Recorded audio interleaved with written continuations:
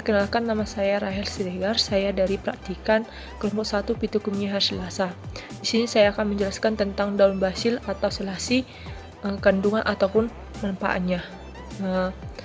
Daun basil merupakan tanaman yang berasal dari Asia Afrika yang mempunyai nama Latin Ocimum basilicum, termasuk satu keluarga dengan daun mint atau daun kemangi. Daun basil mempunyai kegunaan yang pertama itu sebagai antiinflamasi. Ocimum basilicum memiliki efek antiinflamasi atau anti peradangan yang didapatkan dari kandungan antioksidan. Agen antiinflamasi di tanaman basil ini dapat membantu mengatasi penyakit peradangan seperti demam, flu, sariawan, dan radang sendi. Yang kedua, daun selasi juga mempunyai kegunaan seperti agen antibakteri dan antimikroba. Berdasarkan penelitian menyampaikan bahwa manfaat minyak basil adalah sebagai agen antimikroba atau antibakteri. Mereka mengujinya pada strain bakteri multiobat Escherichia coli, dan hasilnya adalah minyak ekstrak basil efektif untuk melawan Escherichia coli. Daun selasi juga mempunyai kegunaan seperti membantu mengurangi efek stres oksidatif. Stres oksidatif adalah kondisi ketika tubuh tidak dapat lagi mengatasi jumlah radikal bebas dan menetralisirnya, sehingga obat selasi dapat menetralisir radikal bebas yang terdapat dalam tubuh yang dapat memicu sel kanker tumbuh. Kemudian, daun basil membantu mengurangi efek peradangan dan pembengkakan, yang kemudian mencegah penuaan dini.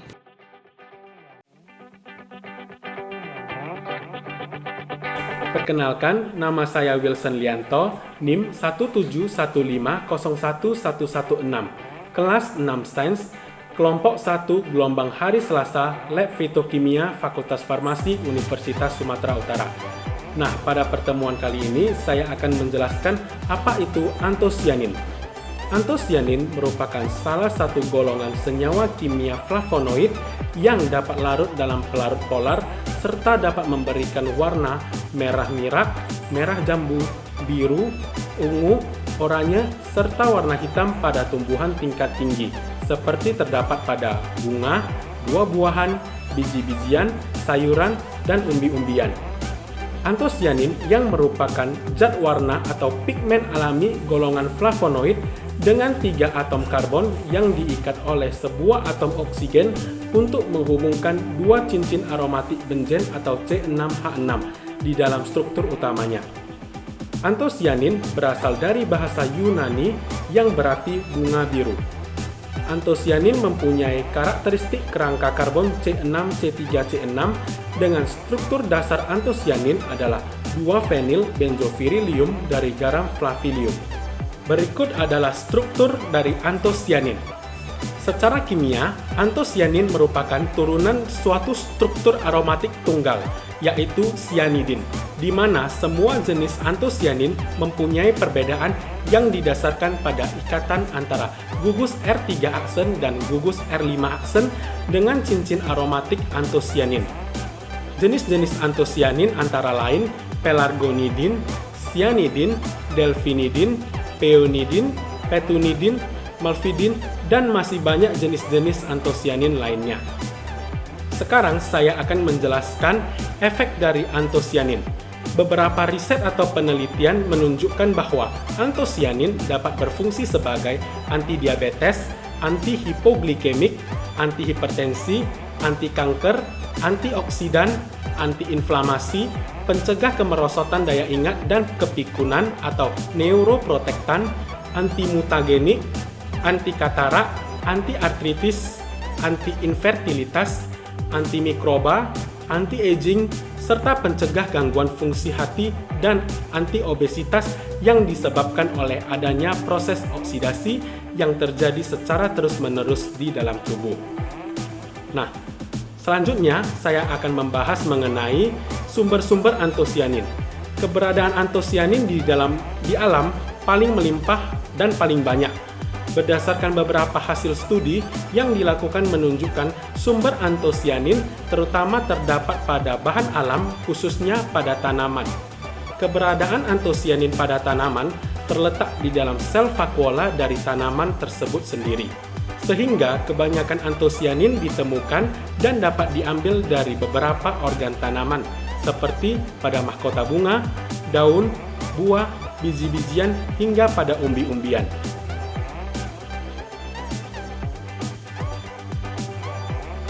Saya Adelina Sihite dari kelompok 1 Selasa akan menjelaskan tentang macam-macam ekstraksi. Secara umum, ekstraksi dibagi dua jenis, yaitu ekstraksi panas dan ekstraksi dingin. Ekstraksi panas terdiri dari beberapa jenis. Yang pertama adalah sokletasi. Sokletasi adalah ekstraksi menggunakan pelarut yang selalu baru, sehingga terjadi ekstraksi kontinu dengan jumlah pelarut yang relatif konstan. Yang kedua adalah reflux. Reflux yaitu ekstraksi berkesinambungan.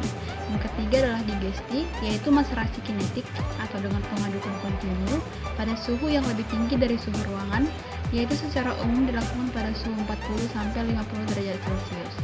Yang keempat adalah infusa, yaitu ekstraksi dengan pelarut air pada temperatur 96-98 derajat Celcius selama 15-20 menit.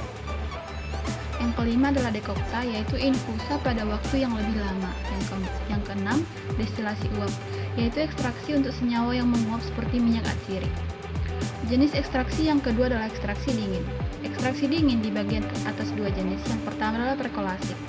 Perkolasi adalah ekstraksi dengan pelarut yang selalu baru, yang umumnya dilakukan pada temperatur ruangan. Yang kedua adalah maserasi.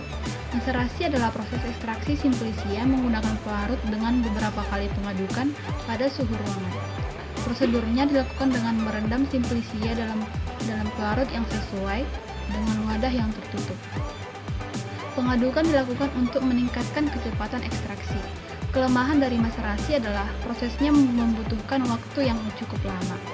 Ekstraksi secara menyeluruh juga dapat menghabiskan sejumlah besar volume pelarut yang dapat berpotensi terjadinya kehilangan metabolit.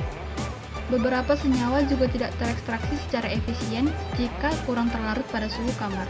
Ekstraksi secara maserasi dilakukan pada suhu kamar, yaitu pada suhu 27 derajat Celcius, sehingga tidak menyebabkan degradasi metabolit yang tidak tahan panas.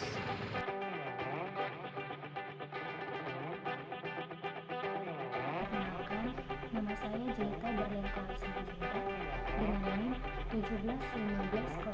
171501228. Pada kesempatan ini, saya akan menjelaskan mengenai jenis-jenis kromatografi dan kromatografi yang digunakan pada percobaan kali ini, yaitu pemisahan antosianin dan juga prinsip dari kromatografi tersebut.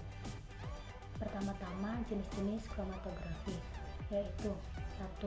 Kromatografi lapis tipis atau yang sering kita sebut KLT adalah cara pemisahan campuran senyawa menjadi senyawa murninya dan mengetahui kuantitas yang digunakan. Kromatografi lapis tipis dapat digunakan untuk pemisahan senyawa-senyawa yang sifatnya hidrokarbon ataupun hidrofobik. Yang kedua, kromatografi kolom. Kromatografi kolom adalah kromatografi yang menggunakan kolom sebagai alat untuk memisahkan komponen-komponen dalam campuran. Yang ketiga, kromatografi gas. Kromatografi gas adalah proses pemisahan campuran menjadi komponen-komponennya menggunakan gas sebagai fase gerak yang melewati suatu lapisan serapan yang diam. Dan yang keempat adalah kromatografi kertas. Kromatografi kertas adalah kromatografi yang menggunakan kertas selulosa murni yang mempunyai afinitas besar terhadap air atau pelarut polar lainnya. Kromatografi kertas dapat digunakan untuk memisahkan campuran dari substansinya menjadi komponen-komponennya. Kertas yang dapat digunakan pada kromatografi kertas adalah kertas Whatman. Dalam percobaan ini kita menggunakan kromatografi kertas karena mudah, murah, dan cepat. Prinsip dari kromatografi kertas adalah adsorpsi dan kepolaran, di mana adsorpsi didasarkan pada panjang komponen dalam campuran yang diadsorpsi pada permukaan fase diam, dan kepolaran komponen berpengaruh karena komponen akan larut dan terbawa oleh pelarut jika memiliki kepolaran yang sama serta kecepatan migrasi pada fase diam dan fase gerak.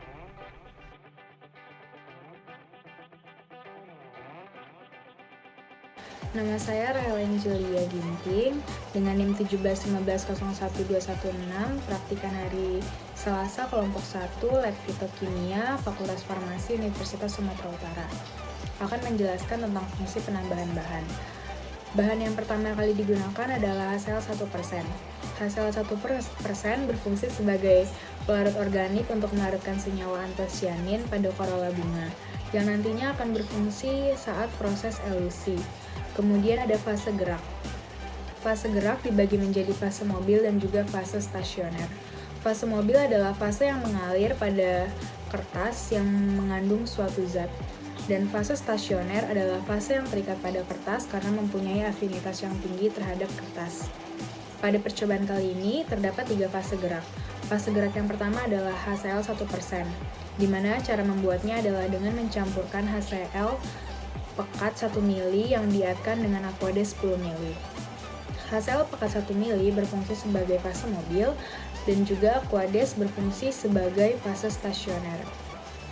Fase gerak yang kedua adalah asam asetat glasial 15%, yang terdiri dari asam asetat glasial 1,5 mili yang berfungsi sebagai fase mobil dan juga Aquades 10 mili yang berfungsi sebagai fase stasioner. Fase gerak yang ketiga adalah fase gerak campuran, yang terdiri dari butanol, asam asetat, dan juga air, dengan perbandingan 4:1:5, di mana butanol berfungsi sebagai semifase mobil dan juga fase stasioner, sedangkan asam asetat berfungsi sebagai fase mobil, dan air berfungsi sebagai fase stasioner. Cara membuatnya adalah dengan mencampurkan ketiga bahan ke dalam corong pisah, dan kemudian digojok sampai semuanya tercampur dengan sempurna, didiamkan selama 3-5 jam. Dan jika sudah didiamkan, akan dipisahkan. Lalu diambil bagian atasnya dari larutan yang sudah terpisah. Bahan yang terakhir adalah uap amonia, yang berfungsi sebagai penampak bercak atau noda di bawah sinar UV.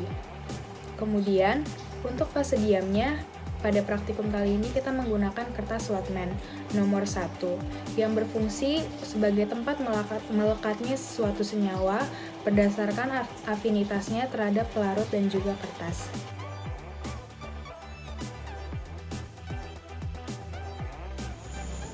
Saya Dia Ajeng Ainiah, NIM 171501120 akan menjelaskan penotolan pada kromatografi kertas. Yang pertama, kita siapkan kertas Whatman nomor 1, lalu kita potong-potong dengan ukuran 2,5 x 15 cm atau kita sesuaikan dengan ukuran chamber. Lalu kita jenuhkan chamber dengan pengembang butanol asam asetat air 2F atau asam klorida 1%. Penjenuhan sama dengan pada metode KLT.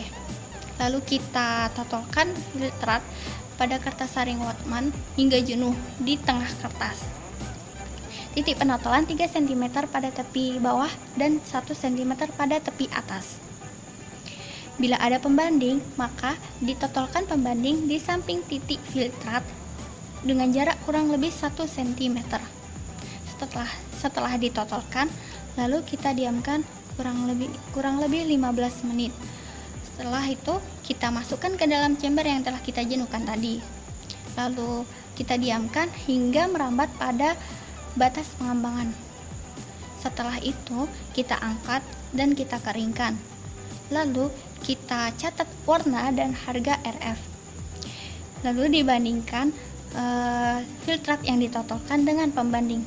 Bila tidak ada pembanding, maka dapat dibandingkan dengan harga RF sesuai dengan tingkat glikolisasi. Baiklah, sekian video dari kami.